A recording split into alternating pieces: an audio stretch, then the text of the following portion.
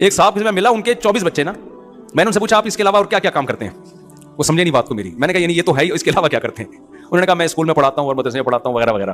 تو بھائی کما کیسے رہے؟ انہوں نے کہا بھائی بچے بھی تو بڑے ہو گئے ہیں, 24 ایک دم سے تھوڑی ہو گئے تھے.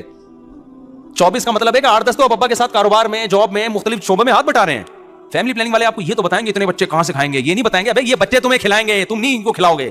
تم جن کو اتنا ان کو کھلاؤ گے اس سے زیادہ یہ تمہیں کھلائیں گے. گوروں کے یہاں تو کھلاتے نہیں ہے نا, اس لیے وہ کہتا ہے پیدا ہی نہیں کرو.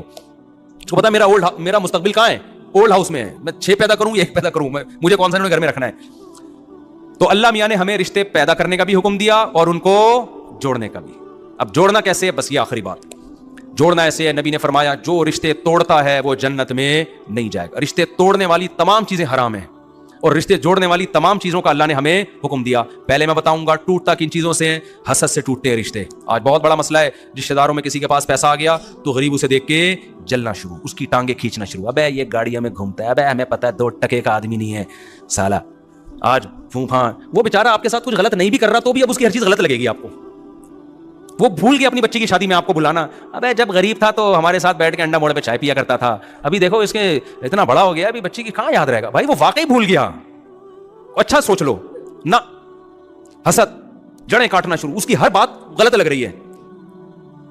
تو سب سے پہلا کام کیا کرنا ہے بھائی, رشتہ داروں میں کوئی زیادہ پھل پھول رہا ہے آپ بولو بھائی اللہ کی دین ہے, کسی کو دے کے آزماتا ہے, کسی سے لے کے آزماتا ہے, اور دعا کیا کرو اللہ تمہیں اور زیادہ ترقی دے. اس کی بات کو نیگیٹو مت لے کے جایا کرو. کل ایک صاحب مجھ سے ملے, مجھے کہنے لگے مفتی صاحب آپ یوٹیوب پہ بہت اچھا کام کر رہے ہیں, بڑا مزہ آیا, آپ کے بیانات اتنے, یار کما بھی رہے ہیں اس سے, ایسی بات نہیں. میں نے کہا یار یہ کیا ہے میں نے کوئی صفائی بیان نہیں کی. بھائی ہم نے جب یوٹیوب چینل بنایا تو ہمیں تو تصور بھی نہیں تھا بھی ہوتی ہے. میں نے کہا بھائی میرے تو جمعہ اور اتوار کے پہلے بھی بیان ہوتے تھے, اب بھی جمعہ اتوار کے ہی ہو رہے ہیں. مونیٹائزیشن تھی تو بھی یہی ہو رہا تھا, جب مونیٹائزیشن نہیں تھی تو بھی کیا ہو رہا تھا بولو یہی. جب یوٹیوب چینل نہیں تھا تو بھی اتنے ہی بیانات ہوتے تھے جتنے اب ہو رہے ہیں. تو اب کیا ہو گیا, پروپیگنڈا.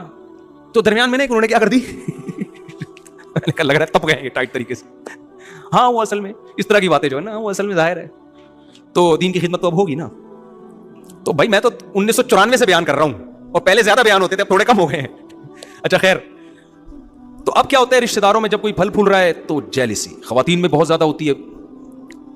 کوئی کسی کی تعریف کر دے, کسی کے حسن کی, بھائی میک اپ کا سارا وہ ہے, اصل میں سارا کیا ہے. اس دن میں نے دیکھا تھا نہا کے آئی تھی, اصل چہرہ نظر ہے.